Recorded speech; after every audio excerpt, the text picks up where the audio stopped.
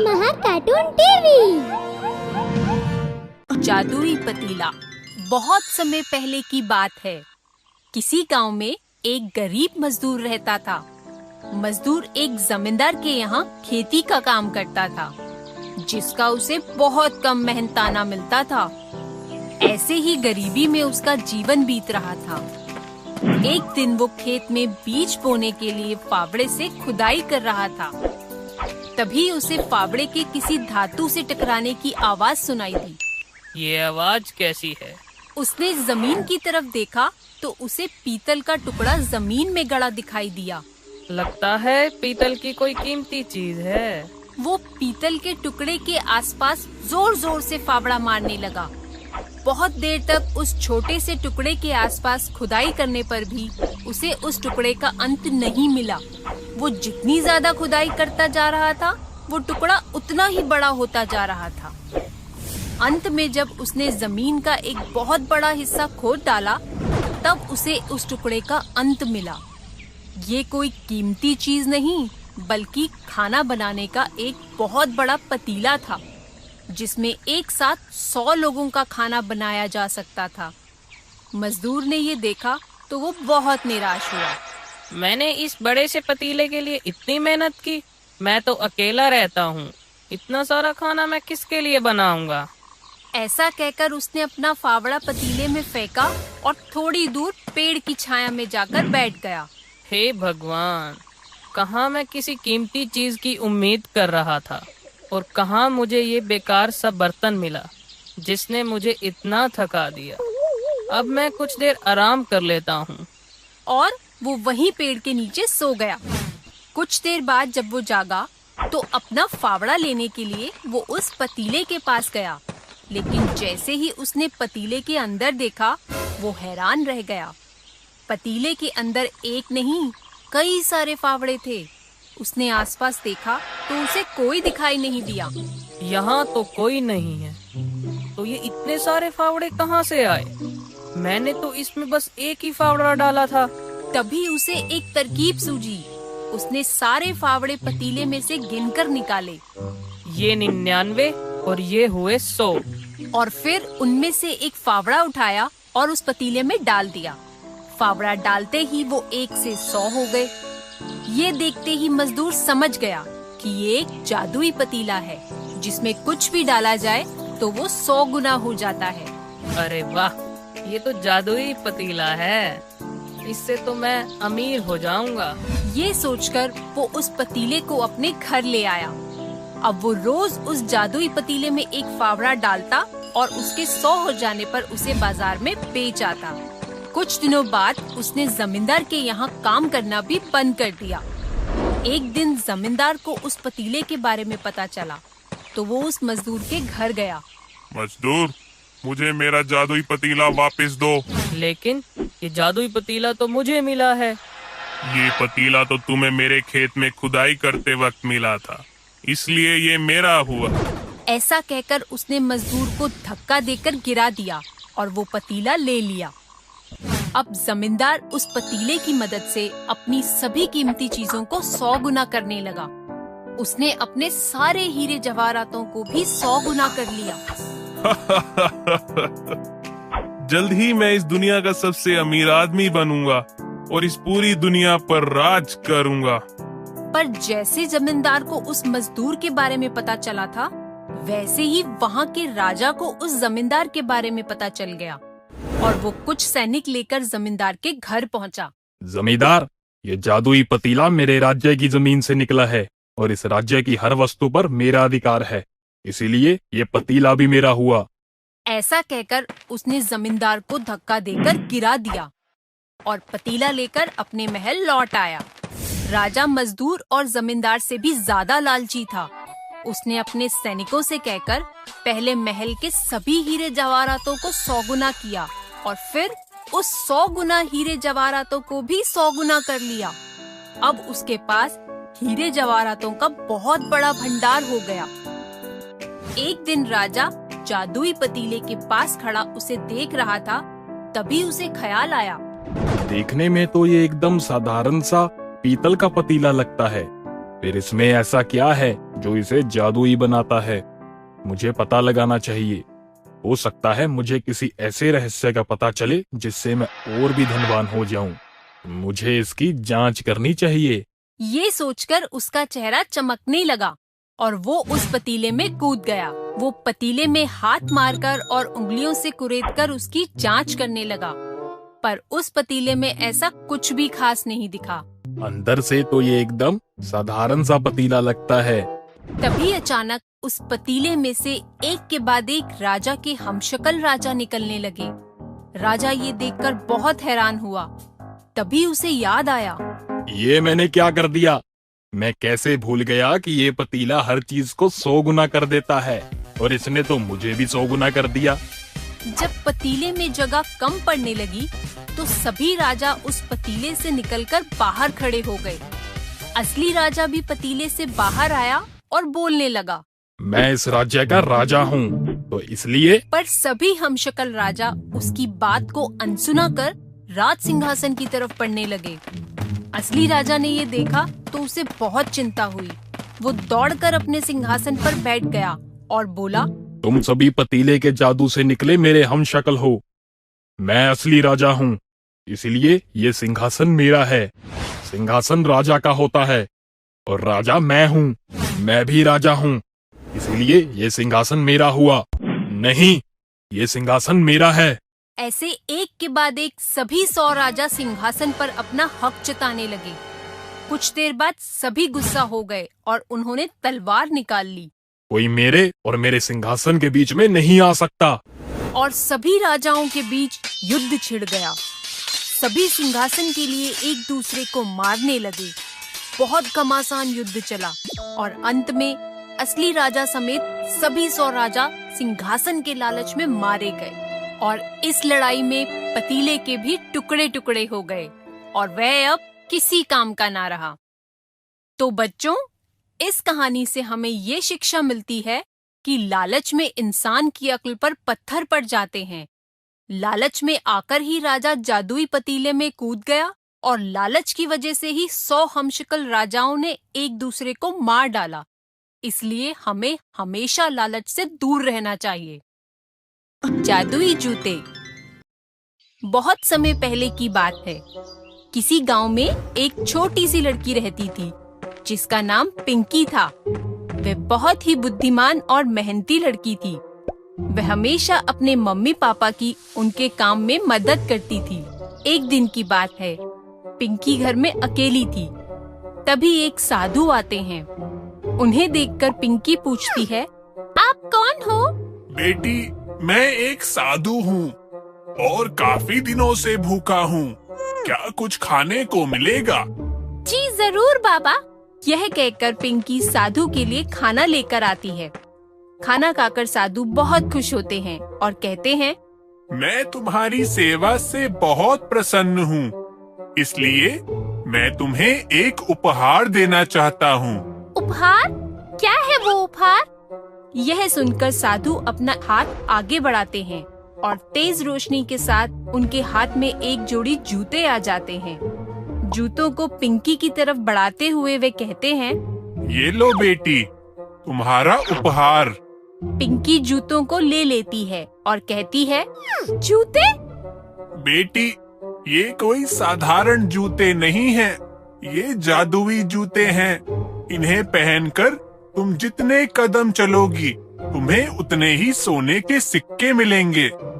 यह सुनकर पिंकी खुशी से बोलती है, वाह, ये तो बहुत अच्छा है।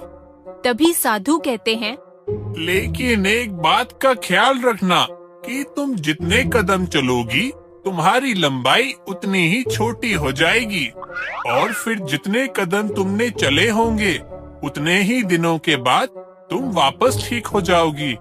इसलिए जब भी इन जूतों को पहनकर जितने भी कदम चलो, फिर दोबारा इन जूतों को उतने ही दिनों के बाद इस्तेमाल करना। पिंकी को ये बात समझाकर साधु वहाँ से चले जाते हैं और पिंकी अपनी चमकती आँखों से उन जूतों को निहारती रहती है। पिंकी के मन में लालच आ जाता है और वह सोचती है, अगर मैं इन जूतों को पहनकर पूरे घर में घूमूं, तो मेरे पास कितने सारे सोने के सिक्के हो जाएंगे। यह सोचकर पिंकी अपने कमरे में जाती है। अभी घर में कोई नहीं है, मैं ढेर सारे सोने के सिक्के इकट्ठा कर लेती हूँ। यह सोचकर पिंकी उन जादुई जूतों को पहन लेती है और 4 कदम चलती है। तभी उसे साधु की बात याद आती है कि जितने कदम चलोगे उतनी ही लंबाई छोटी हो जाएगी। लेकिन फिर भी पिंकी सोचती है, लंबाई तो अभी मेरी बहुत बढ़ेगी, तो अभी थोड़ी छोटी होने से क्या फर्क पड़ता है। यह सोचकर पिंकी उन जूतों को पहनकर अपने कमरे में घूमने लगती है और काफी देर तक ऐसे ही घूमती रहती है। अब जब थोड़ी देर बाद पिंकी घूमते घूमते थक जाती है, तो वो रुकती है और सोचती है, बहुत देर से घूम रही हूँ और सोने के सिक्के भी बहुत सारे हो गए हैं। अब थोड़ी देर आराम कर लेती हूँ। यह सोचकर जैसे ही पिंकी अपने बिस्तर की तरफ बढ़ती है, तो वह देखती है कि अब वो उस तक नहीं पहुँच सकती, क्योंकि अब वह एक चूहे जितनी छोटी हो गई है और उसका बिस्तर अब उसके लिए बहुत बड़ा हो गया है। अब पिंकी बहुत पछताती है और तेज तेज रोने लगती है। उसे अब अपनी गलती महसूस होती है, लेकिन अब कुछ नहीं हो सकता था। अगले दिन जब पिंकी के मम्मी पापा घर वापस आते हैं, तो वे पिंकी को घर में हर तरफ ढूंढते हैं, लेकिन पिंकी उन्हें कहीं भी नजर नहीं आती।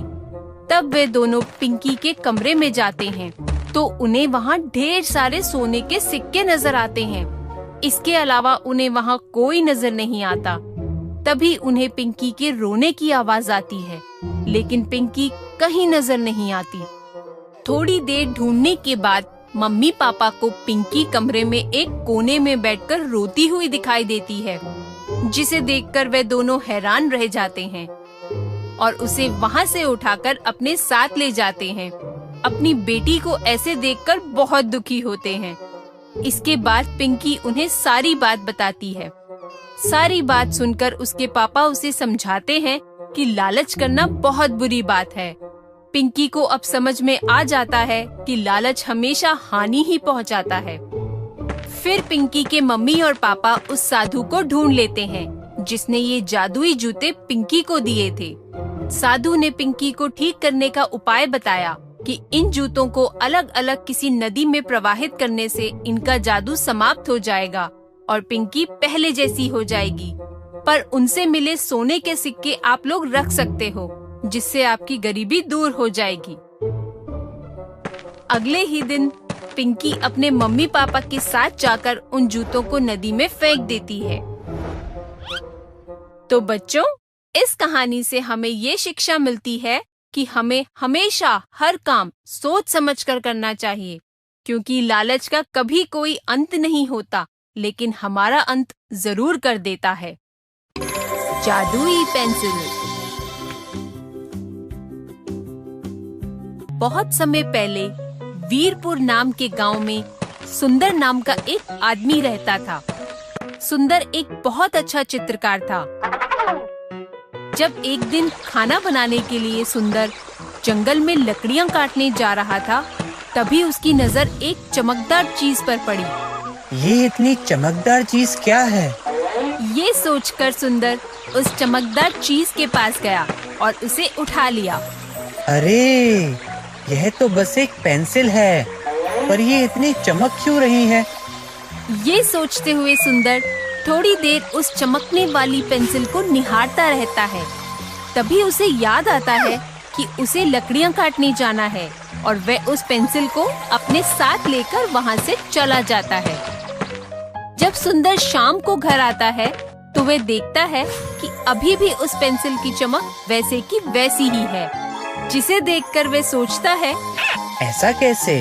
इस पेंसिल की चमक तो अभी भी वैसे की वैसी ही है। आखिर ऐसा है क्या इस पेंसिल में? ये सोचते हुए वह उस पेंसिल से चित्रकारी करना शुरू कर देता है।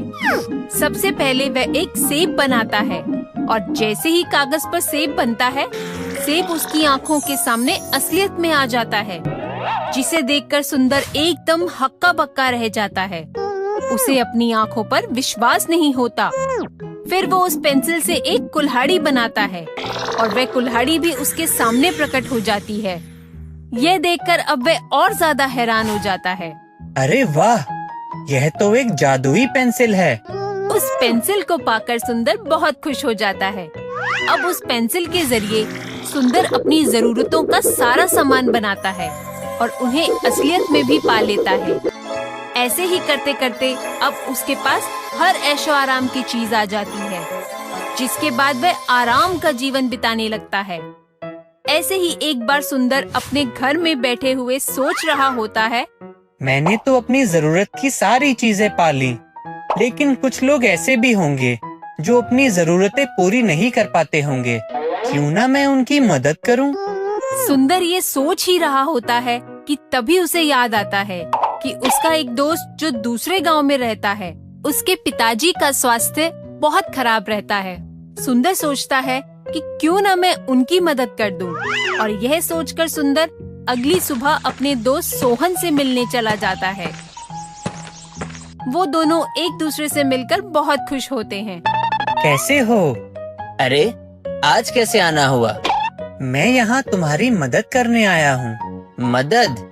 लेकिन वह कैसे दोस्त? मेरे पास एक जादुई पेंसिल है जिससे मैं तुम्हारी सहायता कर सकता हूँ। क्या? जादुई पेंसिल? लेकिन यह कैसे हो सकता है? मैं कैसे मान लूँ तुम्हारी यह बात? सुंदर अपने दोस्त सोहन को भरोसा दिलाने के लिए उस जादुई पेंसिल से एक आम बनाता है और वे आम उन लोगों के सामने आ जाता है। ये देखकर सोहन हैरान रह जाता है। यह आम यहाँ कैसे आ गया? क्या यह सच में एक जादुई पेंसिल है? उसके बाद सुंदर अब सोहन की मदद करने के लिए उसकी जरूरतों का सारा सामान उस पेंसिल के जरिए बना देता है और वहाँ से चला जाता है। अब धीरे धीरे सुंदर हर उस इंसान की जरूरत पूरी करता है जिसे मदद की जरूरत होती है। ऐसा करते करते वो पूरे गांव में मशहूर हो जाता है। एक दिन गांव के कुछ लोग सुंदर की जादुई पेंसिल के बारे में बात कर रहे थे कि तभी वहां खड़ा हुआ एक आदमी ये सब कुछ सुन लेता है और सोचता है, अरे वाह, ये जादुई पेंसिल अगर मुझे मिल जाए तो मैं अमीर हो जाऊंगा। एक दिन किसी काम से सुंदर कहीं जा रहा होता है कि तभी वो आदमी वहां आकर सुंदर का अपहरण कर लेता है और वो सुंदर को अपने घर ले जाता है। कौन हो तुम और मुझे यहाँ क्यों लाए हो? तुम्हें मेरा एक काम करना होगा। मैं तुम्हें तभी यहाँ से जाने दूंगा। कैसा काम? तुम्हें मेरे लिए अपनी जादुई पेंसिल से एक सोने का पहाड़ बनाना होगा। सुंदर सोने का पहाड़ बना देता है, लेकिन वो पहाड़ के साथ साथ एक बहुत लंबी नहर भी बना देता है। पहाड़ देखकर वो आदमी बहुत खुश हो जाता है और वो सुंदर की जादुई पेंसिल उससे छीन लेता है। जैसे ही वो आदमी नाव की तरफ जा रहा होता है, तभी उससे पेंसिल गिर जाती है, पर वो आदमी इतना खुश होता है कि उसे कुछ पता नहीं चलता। लेकिन सुंदर वो जादुई पेंसिल गिरते हुए देख लेता है। जैसे ही वो आदमी नहर के बीच में पहुंचता है, सुंदर जल्दी से पेंसिल उठाकर नहर में लहरें बना देता है और वो आदमी उन लहरों में बह जाता है। इस तरह सुंदर अपनी जादुई पेंसिल को गलत हाथों में जाने से बचा लेता है। तो बच्चों, इस कहानी से हमें ये शिक्षा मिलती है कि हमें समझदारी से काम लेना चाहिए। अपनी बुद्धि का इस्तेमाल करके बड़ी से बड़ी मुसीबतों से निकला जा सकता है। जादुई चश्मा। किसी गांव में एक गरीब किसान अपने परिवार के साथ रहता था। किसान के परिवार में उसकी पत्नी कमला और बेटा राधे उसके साथ ही रहते थे। वे दिन रात मेहनत करके किसी तरह अपने परिवार का गुजारा करता था। एक दिन किसान ने अपने बेटे राधे से कहा, बेटा राधे, तुम्हारी माँ बाजार गई है और मैं खेतों में बीज बोने जा रहा हूँ, इसलिए तुम घर पर ही रहना, क्योंकि आजकल गांव में बहुत चोरियां हो रही है। ठीक है पिताजी, आप निश्चिंत होकर जाइए, मैं कहीं नहीं जाऊंगा। किसान ने खेत पहुंचकर खेत की खुदाई शुरू की। तभी उसे फावड़े के किसी धातु से टकराने की आवाज सुनाई दी। उसने मिट्टी हटाकर देखा तो उसे एक चमकता हुआ डिब्बा दिखाई दिया। किसान ने उस डिब्बे को बाहर निकाल के देखा। अरे वाह, ऐसा लगता है इसमें जरूर कोई खजाना होगा। यह सोचकर किसान ने जैसे ही डिब्बे को खोलकर देखा, वह उदास हो गया। हे भगवान, ये तो बस एक बेकार सा चश्मा है। मेरी तो सारी मेहनत ही खराब हो गई। यह सोचकर किसान ने उस चश्मे को वहीं छोड़ दिया और अपना काम करने लगा। थोड़ी देर बाद राधे वहाँ आया। पिताजी, आप कुछ देर आराम कर लीजिए, तब तक मैं खेत की रखवाली कर लेता हूँ। ठीक है बेटा, पर जरा ध्यान से। आजकल जंगली जानवर खेत में कभी भी आ जाते हैं। किसान वहीं पेड़ के नीचे लेटकर सोचने लगा। क्यों ना इस चश्मे को लगाकर देखा जाए, कम से कम इस धूप से तो आराम मिलेगा। किसान ने चश्मा लगाकर अपने बेटे की तरफ देखा और उसे कुछ जंगली जानवर अपने बेटे पर हमला करते हुए नजर आए। उसने जल्दी से चश्मा उतार दिया। अरे अरे, ये अचानक मुझे क्या हो गया था? ये सब था क्या? मुझे तो कुछ समझ ही नहीं आया। किसान ने दोबारा चश्मा लगाया और राधे की तरफ देखा। उसे दोबारा वही दिखा जो उसने पहले देखा था। किसान को समझ आ गया कि ये कोई साधारण चश्मा नहीं, बल्कि जादुई चश्मा है। किसान ने जल्दी से चश्मा उतारा और राधे के पास जाकर बोला, बेटा राधे, तुम जल्दी घर जाओ, यहाँ सारा काम मैं खुद ही कर लूँगा। क्या हुआ पिताजी? मैं तो अभी घर से ही आया हूँ। माँ भी घर ही आई थी, फिर आप मुझसे जाने के लिए क्यों बोल रहे हैं?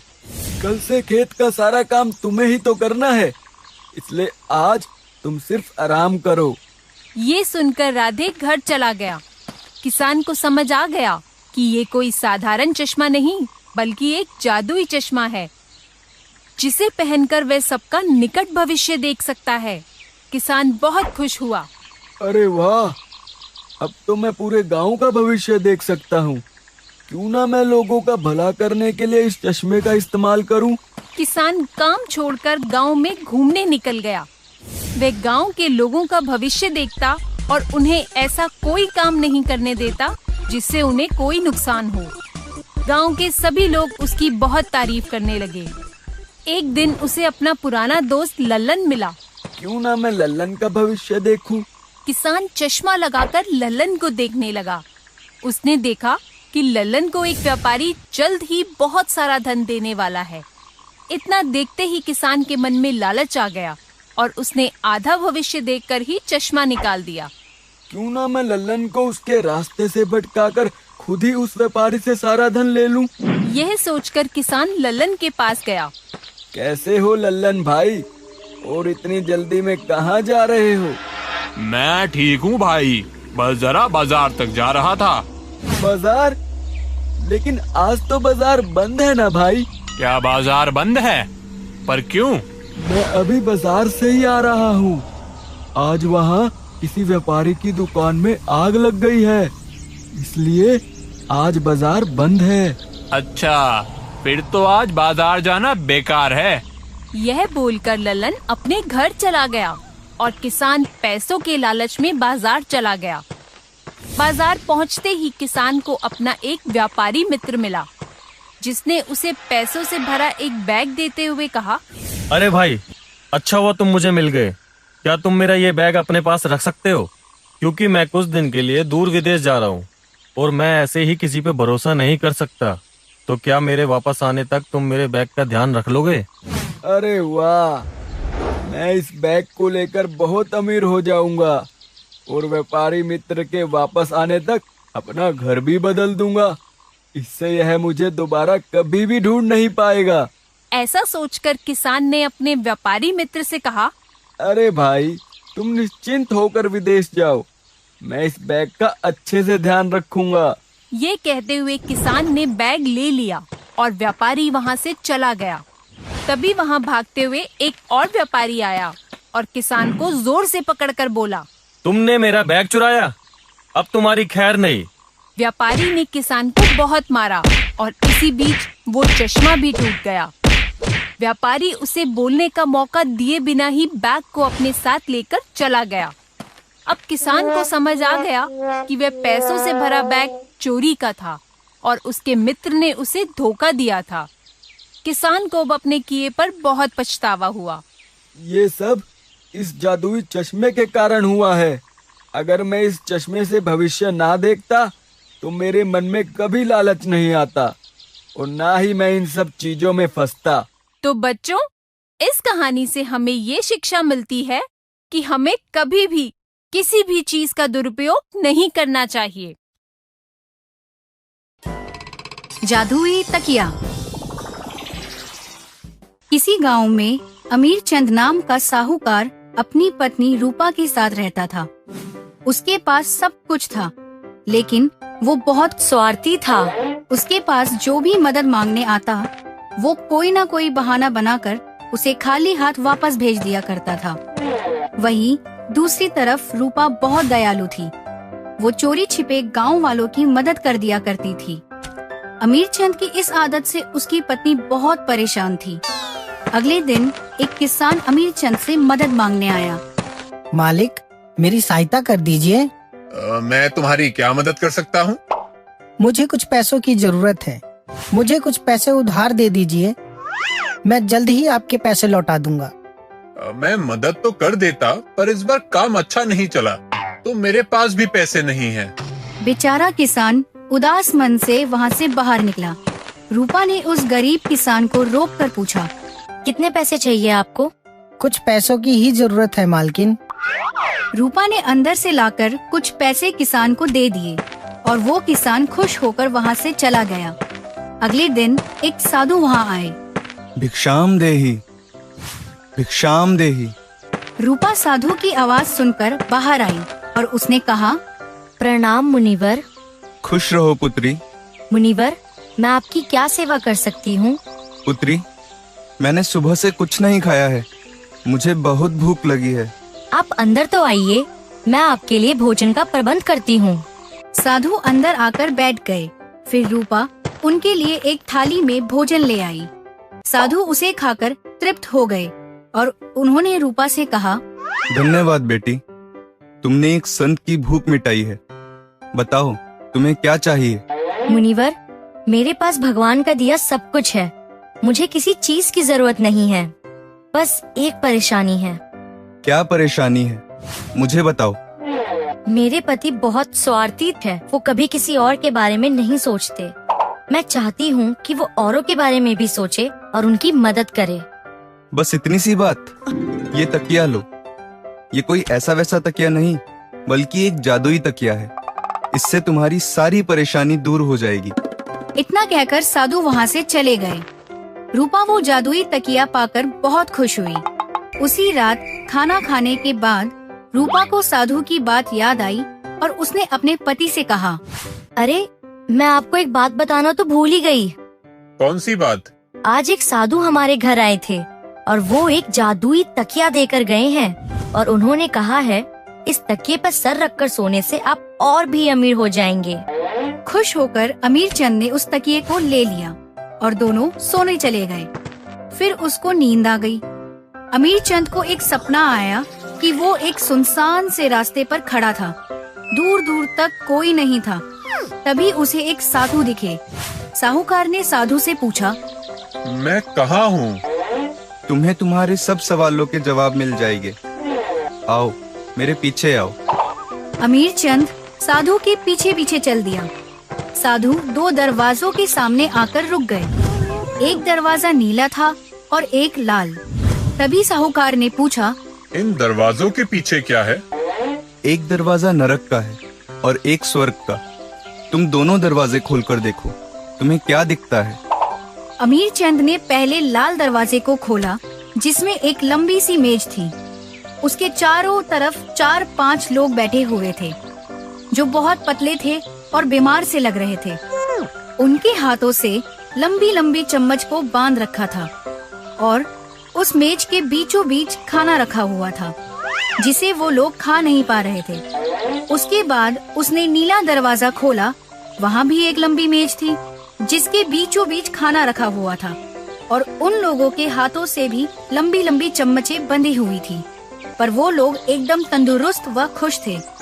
यह देखकर अमीर चंद उलझन में पड़ गया।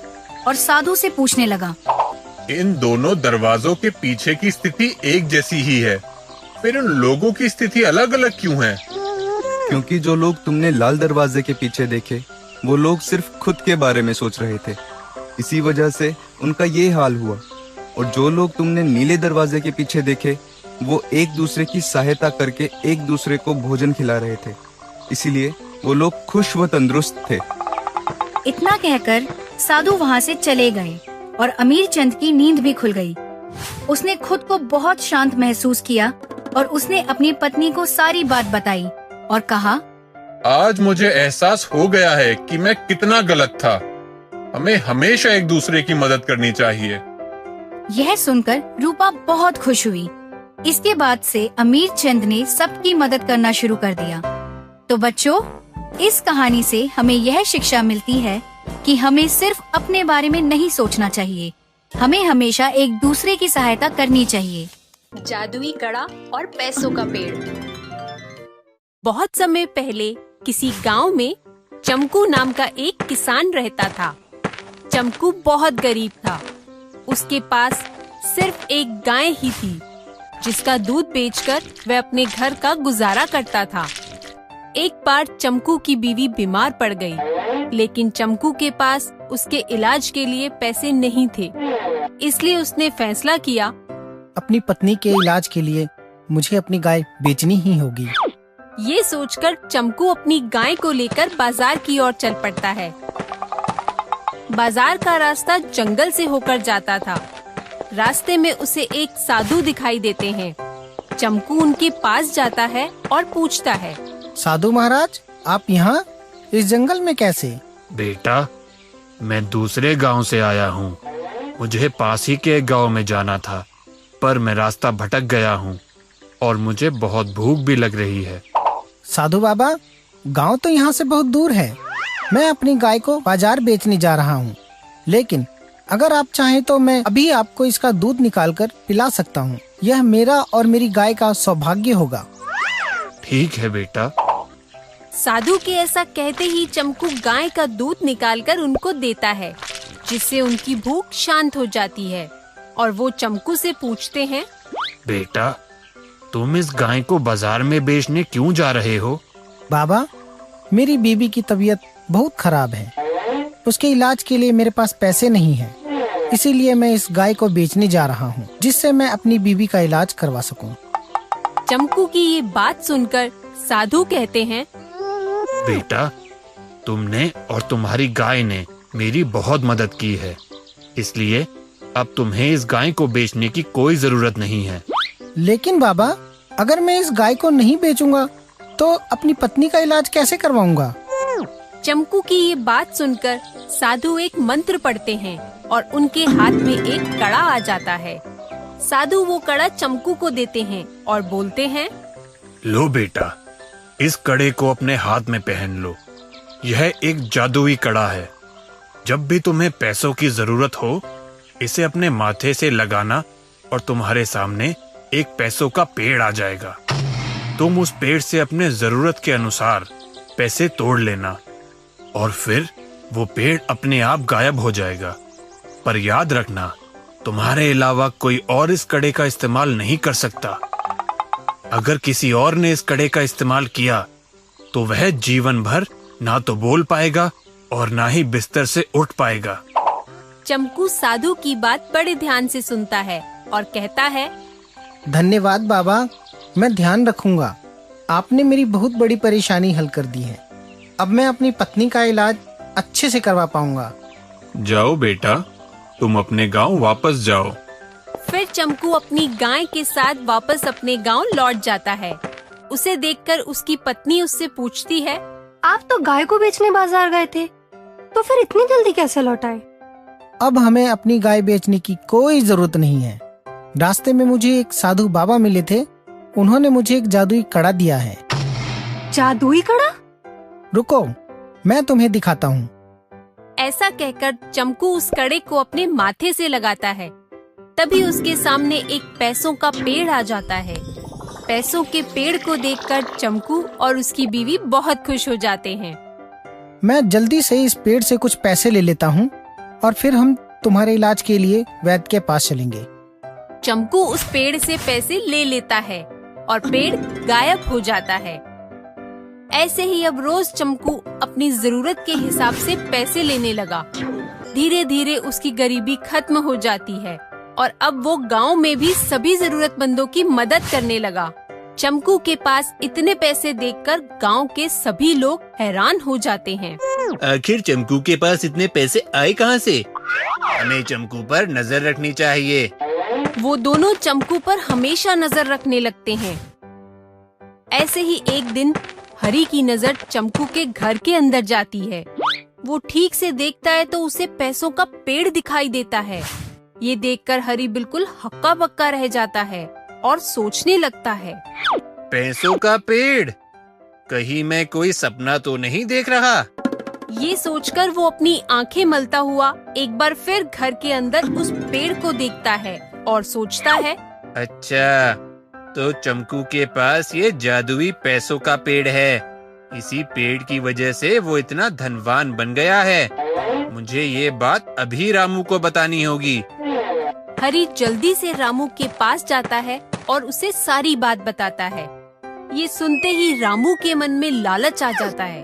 वो हरी से बोलता है, हरी, रात को जब सब सो जाएंगे तब हम दोनों चंकू के घर में घुसकर उस पेड़ के सारे पैसे चुरा लेंगे। तुम ठीक कह रहे हो रामू, हम आज रात को ही उस पेड़ के सारे पैसे चुरा लेंगे। रात होते ही रामू और हरी पेड़ के सभी पैसे चुराने के इरादे से चंकू के घर जाते हैं, पर उन्हें वो पेड़ कहीं नहीं दिखता। रामू गुस्से में हरी को अपने साथ लेकर चंकू के घर से बाहर आता है और गुस्से में हरी से कहता है, हरी, वहाँ तो कोई पैसों का पेड़ है ही नहीं। तुमने मुझे पागल बनाया। नहीं दोस्त, मैं तुम्हें पागल नहीं बना रहा था। मैंने सच में चंकू को पैसों के पेड़ से पैसे तोड़ते हुए देखा था। हरी रामू की बातों पर भरोसा नहीं करता और वहाँ से चला जाता है, लेकिन हरी उस पैसों के पेड़ को नहीं भूल पाता। मैंने चंकू के घर पैसों का पेड़ देखा तो था, लेकिन बाद में वो पेड़ कहाँ गायब हो गया? ये सोचते हुए हरी वहाँ से चला जाता है, लेकिन अगले ही दिन वो फिर से चंकू के घर के बाहर पहुँच जाता है और उसके घर के अंदर झांकने लगता है। आज तो मैं उस पैसों के पेड़ का रहस्य पता लगा कर ही रहूंगा। ऐसे ही वो बहुत देर तक चंकू के घर के बाहर खड़ा रहता है। तभी रोज की तरह चंकू उस जादुई कड़े को माथे से लगाता है। उसके सामने पैसों का पेड़ आ जाता है। वो उसमें से अपनी जरूरत के अनुसार पैसे ले लेता है और फिर वो पेड़ गायब हो जाता है। जैसे ही हरी ये सब देखता है, वो समझ जाता है। अच्छा, तो इस तरह उस पैसों के पेड़ को बुलाया जाता है। मैं आज रात ही चंकू से वो कड़ा चुरा लूंगा और फिर उस पैसों के पेड़ को बुलाकर बहुत अमीर हो जाऊंगा। ऐसा कहकर वो वहाँ से चला जाता है और रात होने पर खिड़की से चंकू के घर के अंदर जाता है। वो देखता है कि चंकू बहुत आराम से सो रहा है। वो किसी तरह उसके हाथ से वो कड़ा निकाल लेता है और वहाँ से निकलकर अपने घर पहुँचता है। अब मैं भी अमीर बन जाऊंगा। मेरे पास भी कभी ना खत्म होने वाले पैसे होंगे। अब मैं जल्दी से पैसों के पेड़ को बुला लेता हूँ। ऐसा कहकर वो जैसे ही उस कड़े को अपने माथे से लगाता है, उसे एक जोर का झटका लगता है और वो वहीं जमीन पर गिर जाता है। वो उठने की बहुत कोशिश करता है, लेकिन ना ही वो वहाँ से उठ पाता है और ना ही कुछ बोल पाता है और कुछ देर बाद हार कर वो कोशिश करना बंद कर देता है। जब चंकू को हरी के बारे में पता लगता है, तो वो उसके घर जाता है और उससे बोलता है, हरी, यह कड़ा सिर्फ मेरे हाथ में ही काम करेगा, क्योंकि साधु बाबा ने यह वरदान सिर्फ मुझे ही दिया था। उन्होंने मुझसे ये भी कहा था कि अगर मेरे अलावा कोई और इंसान इसका इस्तेमाल करेगा तो वो इसी तरह बीमार हो जाएगा। ये कहकर चंकू वह कड़ा हरी के हाथ से ले लेता है और वहाँ से चला जाता है। तो बच्चों, इस कहानी से हमें ये शिक्षा मिलती है कि हमें कभी भी किसी से ईर्ष्या नहीं करनी चाहिए। जादुई डिब्बा। किसी गांव में रवि नाम का एक बच्चा रहता था। रवि के माता पिता का निधन हो चुका था। वह अपनी चाची के साथ रहता था। रवि अपनी चाची से बहुत प्यार करता था। वह अपनी चाची के घर के सभी कामों में मदद भी करता था, लेकिन उसकी चाची उसे बिल्कुल भी पसंद नहीं करती थी। एक दिन चाची ने रवि को घर से निकालने की योजना बनाई और रवि से कहा, बेटा, मैं कुछ दिनों से बहुत बीमार हूँ, बहुत कमजोरी महसूस कर रही हूँ। मैं कुछ दिनों तक काम पर नहीं जा पाऊंगी, इसलिए हो सके तो तुम मेरे भाई के खेत में काम करने चले जाओ। चाची, आप चिंता मत करो, मैं कल ही आपके भाई के घर चला जाऊंगा। रवि अपनी चाची के भाई के घर चला जाता है। चाची रवि के जाने से बहुत खुश होती है। कुछ दिनों के भीतर ही रवि को एहसास होता है कि उसकी चाची का भाई बहुत लालची है। वह रवि से खूब काम करवाता था, लेकिन उसे ज्यादा कुछ खाने को नहीं देता था। एक दिन रवि खेत में काम कर रहा था। ओ लड़के, जरा अच्छे से खुदाई कर, नहीं तो आज भी खाना नहीं मिलेगा। रवि भूखा होने के कारण खाने के बारे में सोचते हुए खुदाई करने लगा। तभी खुदाई करते करते उसे एक डिब्बा मिला। रवि ने जैसे ही उस डिब्बे को खोला तो उसे उस डिब्बे में अलग अलग प्रकार का खाना मिला। इस डिब्बे में इतना सारा खाना भरकर जमीन के अंदर किसने गाड़ा होगा? रवि बहुत भूखा था, इसलिए उसने ज्यादा कुछ नहीं सोचा और खाना खाने लगा। खाना खाने के बाद वो सोचने लगा, मुझे भूख लगी थी तो मुझे खाना मिल गया। काश उसी तरह मुझे कुछ पैसे भी मिल जाते, तो उन पैसों से मैं अपनी चाची की कुछ सहायता कर सकता। ऐसा कहकर रवि जैसे ही डिब्बा रखकर जाने लगा, उसे डिब्बे में से रोशनी निकलती दिखाई दी। अरे, इस डिब्बे में से ये रोशनी कैसे निकल रही है? रवि ने डिब्बा खोला। उस डिब्बे में एक सोने का सिक्का था। ये क्या? इसमें तो सोने का सिक्का है, पर अभी तो इसमें खाना था। लगता है ये मन की इच्छा पूरी करने वाला कोई जादुई डिब्बा है। रवि ने डिब्बे को उठा लिया और उसे लेकर उस आदमी के पास जाने लगा। तभी उसने सोचा, वो आदमी बहुत लालची है, मुझे उसे ये जादुई डिब्बा नहीं देना चाहिए। रवि ने डिब्बे को खेत में छुपा दिया। दिन बीतते गए और एक दिन उस आदमी ने रवि को अपने पास बुलाकर कहा, देखो, मेरे खेत का काम खत्म हो चुका है। तुमने अब तक कुछ ज्यादा नहीं कमाया, पर मैं तुम्हें 20 रुपए दे सकता हूँ। ये सुनकर रवि को बहुत बुरा लगा, पर क्योंकि उसके पास वो जादुई डिब्बा था, इसलिए वो बिना कुछ बोले ही वहाँ से चला गया। रवि वहाँ से निकलकर अपनी चाची के घर पहुँचा। घर पहुँचते ही उसकी चाची ने उससे पूछा, आओ रवि बेटा, कितने पैसे कमा कर लाए हो? 20 रुपए चाची। ये सुनते ही चाची गुस्से में आग बबूला हो गई।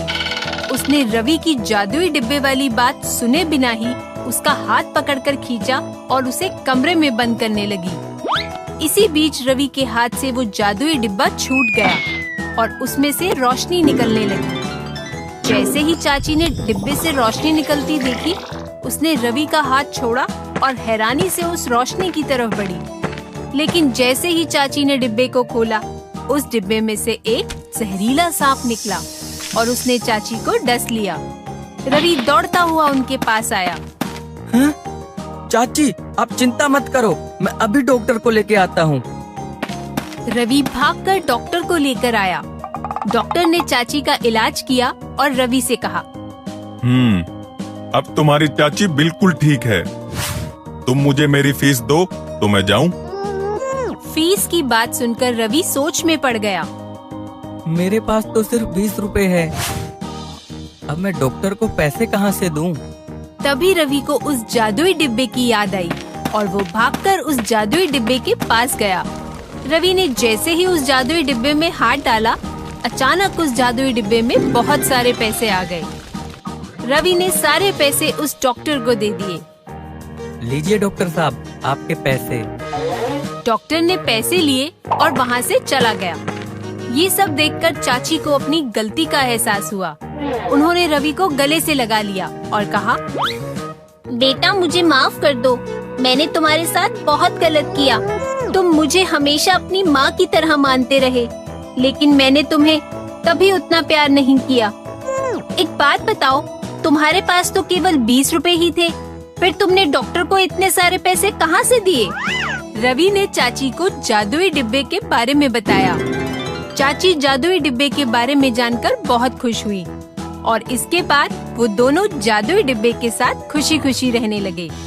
तो बच्चों, इस कहानी से हमें ये शिक्षा मिलती है कि हमें कभी भी लालच नहीं करना चाहिए और हमेशा सबके साथ अच्छा व्यवहार करना चाहिए, क्योंकि हमें बदले में वही मिलता है जो हम दूसरों के साथ करते हैं। जादुई खिलौने।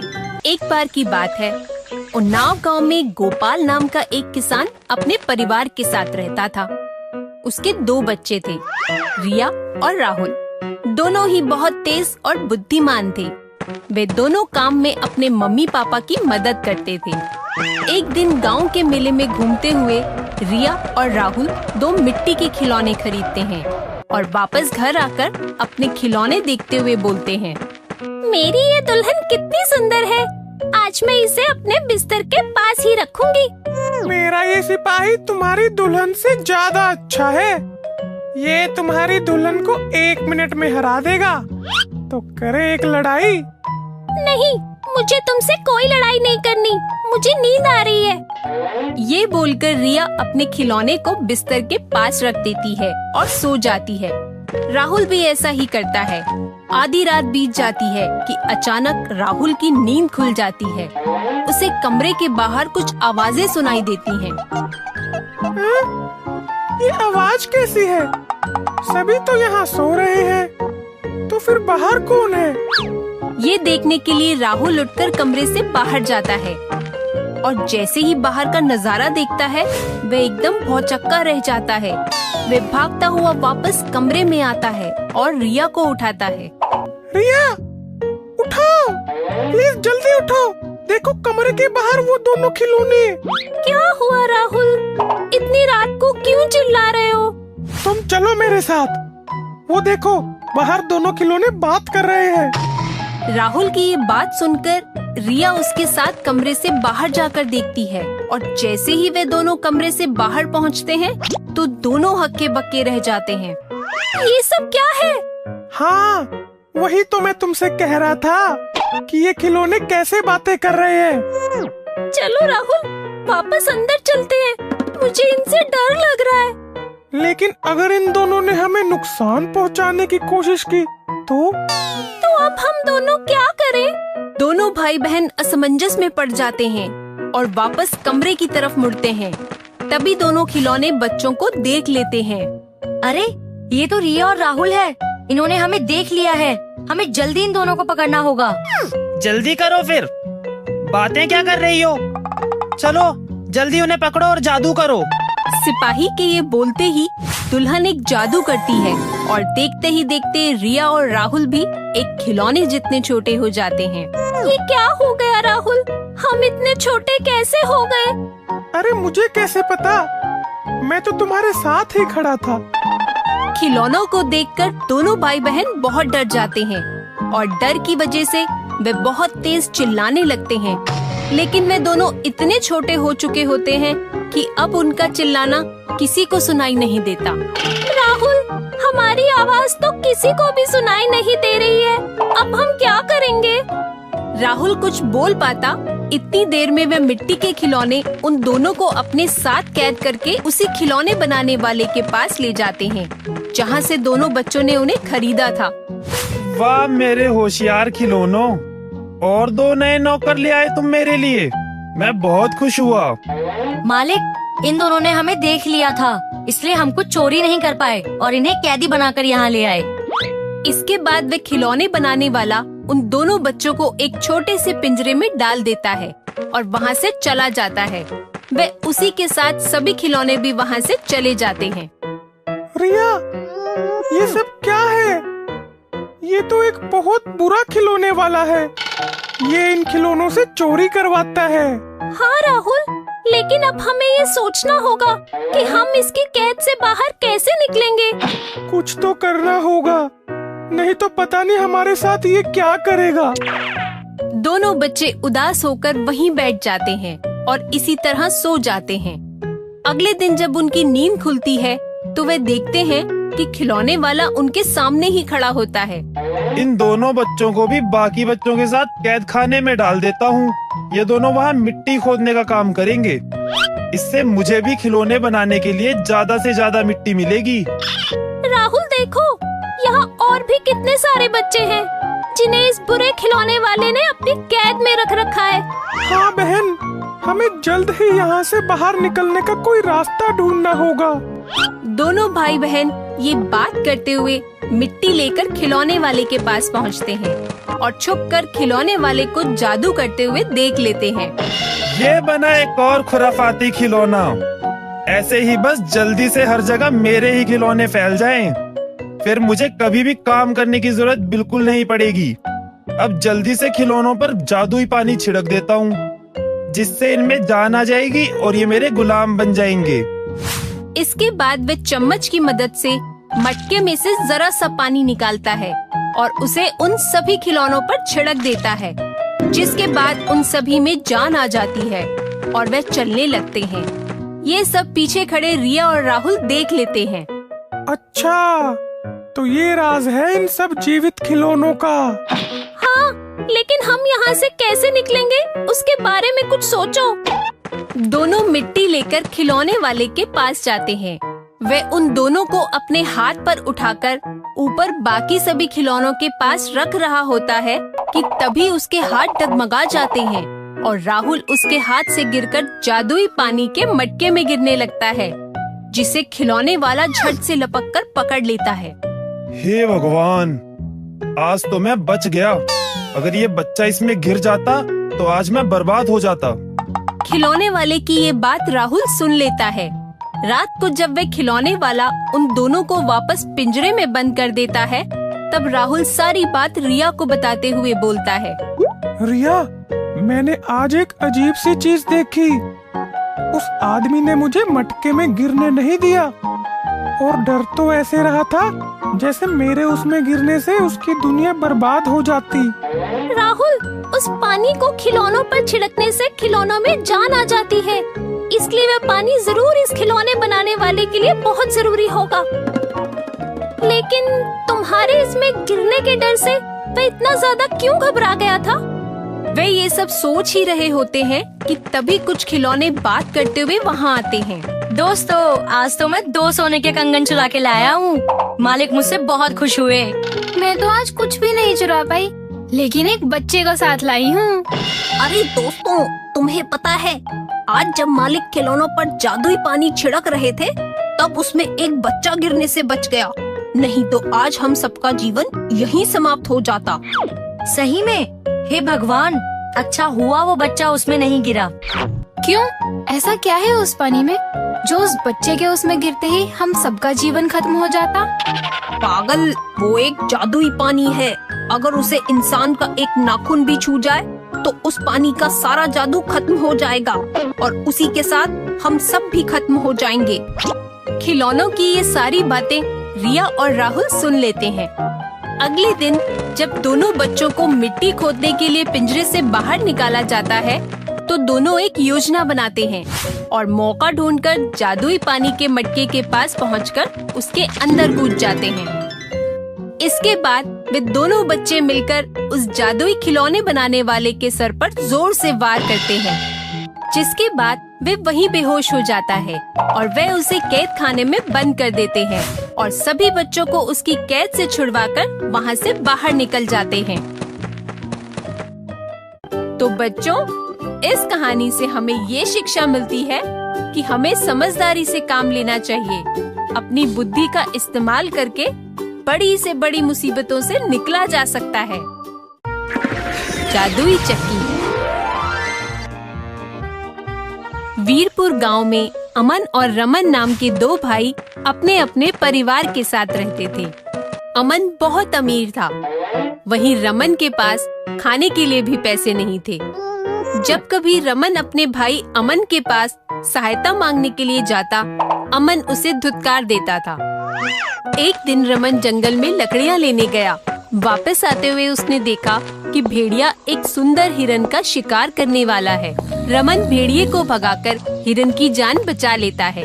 तभी हिरन एक सुंदर लड़की का रूप लेकर उसके सामने आ जाती है। आप कौन हो और आपने अपना अचानक रूप कैसे बदल लिया? मैं मिट्टी की देवी मितेश्वरी हूँ। एक पेड़ ने मुझे श्राप दिया था कि मैं अपना असली रूप तभी धारण कर पाऊंगी जब कोई ईमानदार व्यक्ति मुझे मरने से बचाएगा। तुमने मुझे श्राप से मुक्त किया है। बोलो, तुम्हें क्या चाहिए? मैं आपके दर्शन पाकर ही धन्य हो गया। मुझे और कुछ नहीं चाहिए। मैं तुम्हारी ईमानदारी से खुश हूँ, इसलिए मैं तुम्हें एक चक्की देना चाहती हूँ। मितेश्वरी देवी रमन को चक्की देते हुए बोलती हैं, ये कोई साधारण चक्की नहीं है, ये एक इच्छा पूर्ति चक्की है। तुम इस चक्की से कोई भी सामान मांगना, तुम्हें वो सामान मिल जाएगा। सामान मिलने के बाद तुम इस चक्की पर लाल कपड़ा रख देना, जिससे वो सामान आना बंद हो जाएगा। ये कहकर मितेश्वरी देवी वहाँ से गायब हो जाती हैं और रमन उस चक्की को लेकर घर पहुँचता है। रमन उस चक्की के बारे में अपनी पत्नी रेखा को बताता है। देखो, आज जंगल में मुझे ये जादुई चक्की मिली। हम इस चक्की से जो भी सामान मांगेंगे वो हमें मिल जाएगा। क्या जादुई चक्की? अगर ये सचमुच जादुई चक्की है तो सबसे पहले हम इससे कुछ खाने के लिए मांगते हैं। हाँ हाँ बिल्कुल, हम इस चक्की से खाने के लिए दाल और रोटी मांगते हैं। रमन उस चक्की से खाने के लिए दाल और रोटी मांगता है। तभी उसके सामने दाल और रोटी आ जाती है। रमन और उसका परिवार ये देखकर बहुत खुश होता है। वे चक्की पर लाल कपड़ा डालता है और सामान आना बंद हो जाता है। फिर वे भरपेट खाना खाते हैं। अब उन्हें जिस भी चीज की जरूरत पड़ती वे उस चक्की से मांग लेते थे। धीरे धीरे रमन बहुत अमीर हो जाता है और उसका घर भी बहुत बड़ा हो जाता है। ये सब देखकर एक दिन उसका भाई अमन सोचता है, इसके पास तो पहले खाने तक के भी पैसे नहीं थे, फिर ये अचानक इतना अमीर कैसे हो रहा है? मुझे पता लगाना ही होगा। एक दिन अमन छुपकर देखता है कि रमन चक्की से जो भी मांग रहा है वो सामान उसे मिल रहा है। अमन समझ जाता है कि ये कोई जादुई चक्की है जो इच्छा पूरी करती है। ये देखकर अमन को लालच आ जाता है और वह उसे चुराने की योजना बनाता है। रात को रमन के सोने के बाद अमन उस चक्की को चुरा लेता है और अगली सुबह अमन अपना घर छोड़कर अपने परिवार के साथ उस चक्की को लेकर दूर किसी टापू पर जाने के लिए नाव में सवार हो जाता है। उसकी पत्नी लीला उससे पूछती है, क्या हम अपना घर और जमीन सिर्फ इस पत्थर की चक्की के लिए छोड़कर जा रहे हैं? ये कोई साधारण चक्की नहीं है, ये एक इच्छा पूर्ति चक्की है। इच्छा पूर्ति चक्की? पर मैं ये कैसे मान लूं? अगर ऐसा है तो तुम इससे कुछ मांगो। ठीक है, हम इस चक्की से नमक मांगते हैं। चक्की देवी नमक निकाल। चक्की नमक निकालना शुरू करती है और थोड़ी ही देर में नाव नमक से भरने लगती है। अरे इसे रोको, नहीं तो हम इस समुद्र में डूब जाएंगे। हे भगवान, ये क्या हो गया? मुझे तो इस चक्की को रोकने का तरीका मालूम ही नहीं है। नाव में नमक बढ़ता ही जाता है और कुछ समय में नाव चक्की समेत समुद्र में डूब जाती है। ऐसा माना जाता है कि शायद आज भी वह चक्की चल रही है, इसीलिए समुद्र का पानी खारा होता है। तो बच्चों, इस कहानी से हमें ये शिक्षा मिलती है कि हमें कभी भी लालच नहीं करना चाहिए। जादुई बीन। हमीरपुर के एक गांव में होली के समय काफी बड़ा मेला लगा हुआ था। मेले में बहुत तरह के खेल और करतब दिखाए जा रहे थे। दूर दूर के गांव से लोग मेला देखने आए थे। उसी मेले में एक सपेरा भी आया था। क्या सोचते हो, जाना है कहाँ? सभी लोग आ जाओ यहाँ। जादुई बीन है जहाँ, असली मजा पाओगे वहाँ। सपेरे की बात सुनकर लोग वहाँ इकट्ठा होने लगे। देखते ही देखते वहाँ बहुत ज्यादा भीड़ लग गई। ये सब देखकर सपेरा बहुत खुश हुआ। अरे भाई, भीड़ ही लगवाओगे या कुछ करतब भी दिखाओगे? भला ऐसा कौन सा जादू है इस बीन में? बीन की धुन में मजे हैं अब। सांप के साथ दर्शक भी नाचेंगे सब। अच्छा, ऐसी बात है क्या? और तुम्हें ये बीन मिली कैसे? दूर देश से आया था हकीम, करेगी इलाज कहकर दे गया ये बीन। अच्छा ठीक है, समय बर्बाद मत करो और इस बीन का कमाल दिखाओ। सपेरा बीन बजाना शुरू करता है। थोड़ी ही देर में बीन की धुन से सांप और दर्शक झूमने लगते हैं। सभी दर्शक धुन सुनकर सपेरे के वश में आ जाते हैं। वाह मेरी बीन, दिखा दिया तूने कमाल, कर दिया सबको सम्मोहित, बना दिया मेरा गुलाम। सारे दर्शक अब सपेरे की ही बात सुन रहे थे। सपेरा जैसा कहता दर्शक वैसा ही कर रहे थे। हुक्म करो सरदार, मैं आपके लिए क्या कर सकता हूँ?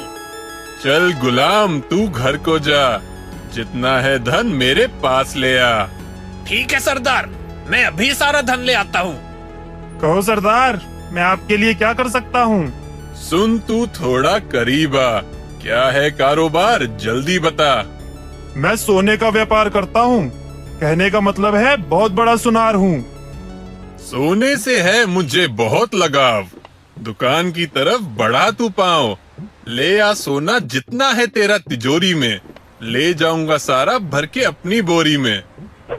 फोड़ दो मटके, तोड़ दो सुराही, बचे ना कोई, मचा दो तबाही। सभी गुलाम मेले में तबाही मचा देते हैं। कोई दुकानों का सामान तोड़ रहा था तो कोई लोगों को परेशान कर रहा था। आसपास के दुकानदार ये नजारा देखकर हैरान थे। किसी को कुछ समझ नहीं आ रहा था। दुकानदार सपेरे के पास जाते हैं। तुम ये सब क्यों कर रहे हो? इसे अभी के अभी रोक दो, नहीं तो तुम्हारे लिए अच्छा नहीं होगा।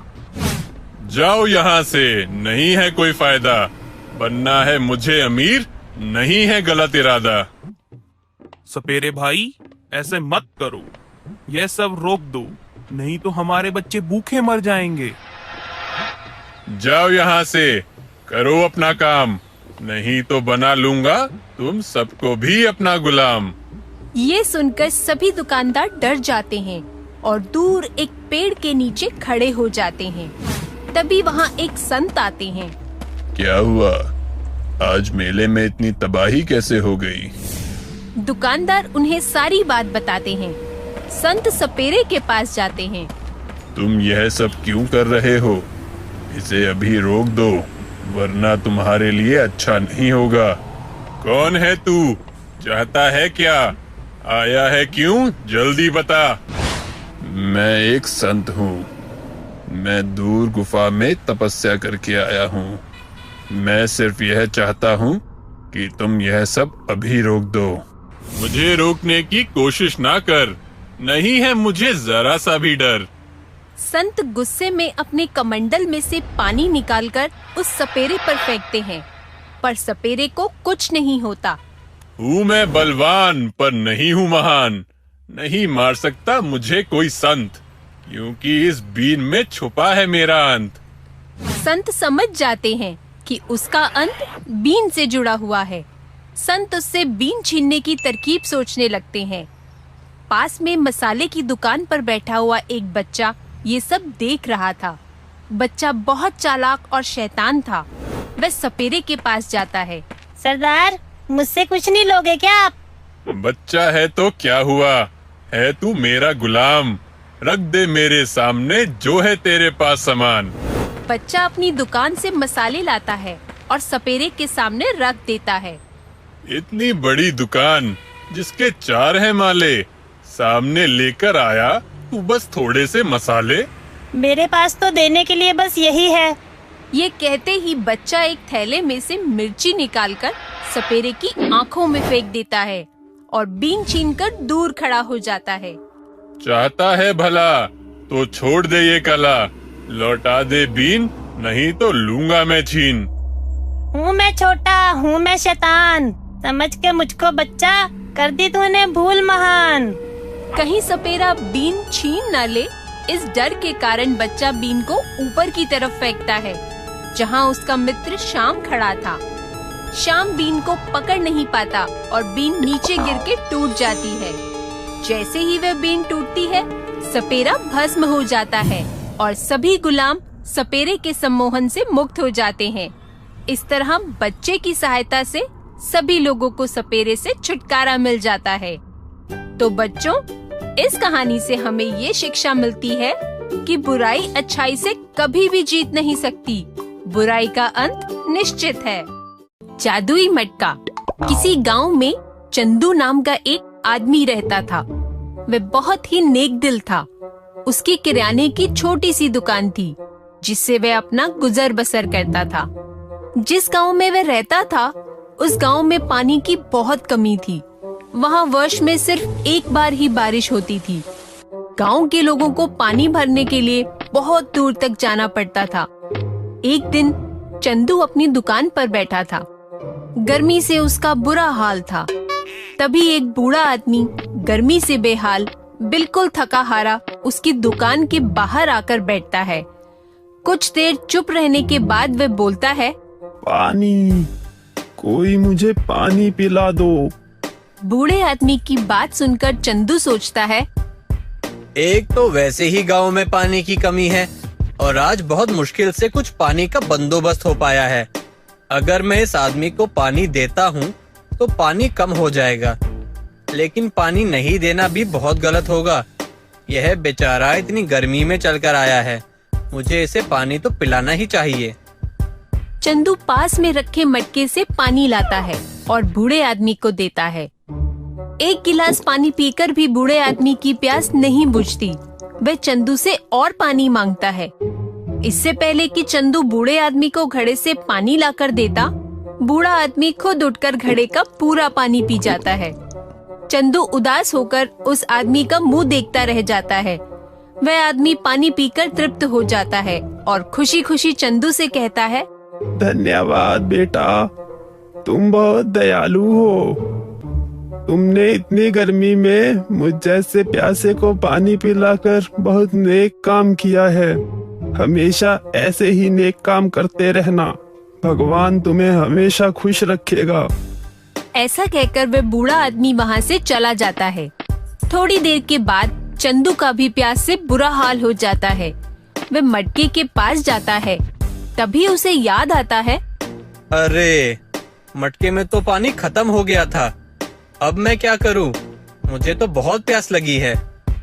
चंदू मटके को उठाकर मुंह तक लाता है। तभी उसमें से थोड़ा पानी निकलता है, जिससे उसकी प्यास बुझ जाती है। वह खुश हो जाता है, लेकिन वह हैरान होकर सोचता भी है, इस मटके में तो पानी बिल्कुल खत्म हो गया था। सारा पानी उस बूढ़े आदमी ने पी लिया था। इसमें और पानी कहाँ से आया? चंदू सोच ही रहा होता है कि तभी एक आदमी उसकी दुकान पर आता है और कहता है, अरे चंदू भाई, कैसे हो? जरा यह पर्चा लो और सारा सामान दे दो। चंदू पर्चा लेता है और जवाब देता है, मैं तो ठीक हूँ। तुम इतनी गर्मी में कैसे आ गए? और तुम्हारा पैर कैसा है? बस ठीक हूँ। अब ये चोट तो ठीक होने नहीं वाली। ये तो जिंदगी भर का जख्म है। खैर, ये सामान जल्दी चाहिए था, इसलिए इतनी गर्मी में भी आ गया। घर में कुछ मेहमान आ रहे हैं। चंदू पर्चा देख सामान पैक करने लग जाता है। तभी गोपाल बोलता है, चंदू भाई, बहुत गर्मी है, थोड़ा पानी मिलेगा? माफ करना, थोड़ा सा पानी बचा था, वो मैंने पी लिया। क्या कह रहे हो चंदू भाई? मटका तो पूरा भरा हुआ है, वो देखो। चंदू पूरा भरा मटका देखकर चौंक जाता है। अरे अरे, मैं भी ना, इस गर्मी में मेरा दिमाग बिल्कुल भी काम नहीं कर रहा। चंदू गोपाल को मटके से गिलास भरकर पानी देता है और गोपाल पानी पीकर अपना सामान लिए चला जाता है। गोपाल के जाने के बाद चंदू सोचता है, मटके में पानी कहाँ से आया? मटका तो बिल्कुल खाली था। कुछ देर के बाद गोपाल अपनी बहन को लेकर चंदू के पास आता है और कहता है, चंदू, मेरी बहन को बहुत तेज बुखार है। तो डॉक्टर के पास ले जाओ। मेरे पास क्यों आए हो? तुम जल्दी से उस मटके का पानी इसे पिलाओ, ये ठीक हो जाएगी। ये तुम क्या कह रहे हो? हाँ चंदू, तुम्हारे उस मटके का पानी पीकर मेरे पैर की चोट ठीक हो गई, जो डॉक्टर के हिसाब से जिंदगी भर ठीक नहीं हो सकती थी। उस पानी में जरूर कोई जादू है, जिसे पीने के बाद कोई भी बीमारी ठीक हो सकती है। चंदू गोपाल की बहन को मटके का पानी पिलाता है और गोपाल की बहन बिल्कुल ठीक हो जाती है। धीरे धीरे मटके वाली बात पूरे गांव में फैल जाती है। कुछ ही समय में सभी लोग बारी बारी से चंदू के पास अपना इलाज कराने आने लगते हैं। चंदू सभी लोगों की मदद करके बहुत खुश होता है। वह पानी पिलाने के बदले किसी से भी कुछ नहीं लेता, लेकिन लोग अपनी खुशी से उसे कुछ न कुछ दे रहे थे। वह मन ही मन उस बूढ़े आदमी को याद करता है। वह आदमी जरूर कोई फरिश्ता था, जिसकी वजह से ये हुआ। अब चंदू की दुकान के बाहर हमेशा बीमार लोगों की लाइन लगी रहती थी। ये देखकर चंदू सोचने लगा, अगर एक अमीर आदमी रोज इलाज के लिए आ जाए तो एक ही बार में मेरे कितने पैसे बन जाएंगे। एक दिन एक बूढ़ा आदमी उसकी दुकान पर आता है और बोलता है, पानी। तभी राजा के कुछ सिपाही चंदू के पास आए और कहने लगे, चंदू, अपना वो मटका लेकर जल्दी हमारे साथ चलो। महारानी को चोट लगी है, उन्हें ये पानी पिलाकर ठीक करो। भाई जरा रुको, पहले मुझे इस बूढ़े आदमी को पानी पिलाने दो। नहीं, तुम पहले हमारे साथ चलो। अगर तुम महारानी का इलाज करोगे तो तुम्हें बहुत सारा धन और गहने मिलेंगे। सिपाही की बात सुनकर चंदू के मन में लालच आ जाता है। वह तुरंत मटका उठाकर सिपाहियों के साथ महल चला जाता है। महल पहुंचकर वो महारानी के लिए जैसे ही मटके में से पानी निकालने लगता है तो वह देखता है कि मटका खाली है। चंदू हैरान रह जाता है। महाराज चंदू से कहते हैं, क्या हुआ चंदू, इतना समय क्यों लग रहा है? जल्दी करो। ऐसा कैसे हो सकता है? अभी तो मटका भरा हुआ था, यह खाली कैसे हो गया? ये क्या कह रहे हो चंदू? तुम्हारे मटके में पानी नहीं है? अगर तुम्हारे मटके में पानी नहीं था तो तुम यहाँ क्या करने आए हो? निकल जाओ यहाँ से। चंदू निराश होकर अपना मटका लिए वापस आ जाता है। वापस आकर वह देखता है कि वो बूढ़ा आदमी भी नहीं है, जिसे वह पानी पिलाए बगैर ही चला गया था। अरे, वो बूढ़ा आदमी कहाँ गया? कहीं ये वही आदमी तो नहीं था जिसकी वजह से यह मटका हमेशा भरा रहता था? ये मैंने क्या किया? मैंने लालच में आकर उस सेवा भाव को खत्म कर दिया, जिसकी वजह से शायद इस मटके में पानी हमेशा भरा रहता था। अब मैं लोगों की मदद कैसे करूँगा? चंदू को लालच करने का बहुत पछतावा होता है। अपनी भूल के पश्चाताप के लिए वे सोचता है, जो पैसा मुझे लोगों के इलाज के बदले में मिला है, क्यों ना मैं उस पैसे से इस गांव में एक डॉक्टर का प्रबंध कर दूं, जिससे लोगों का इलाज हो सके और उन्हें किसी जादू पर निर्भर ना रहना पड़े। हाँ, यह सही रहेगा। चंदू अपने गांव में एक वैद्य का प्रबंध करा देता है और अपनी गलती का प्रायश्चित करता है। तो बच्चों, इस कहानी से हमें ये शिक्षा मिलती है कि हमें कभी भी लालच नहीं करना चाहिए, क्योंकि लालच में आकर हम अपने अस्तित्व को खो देते हैं। अगर आपको हमारे वीडियोस पसंद आ रहे हों तो इन्हें लाइक करें, चैनल सब्सक्राइब करें और हमारे कार्टून शो सबसे पहले देखने के लिए बेल आइकन दबाना ना भूलें।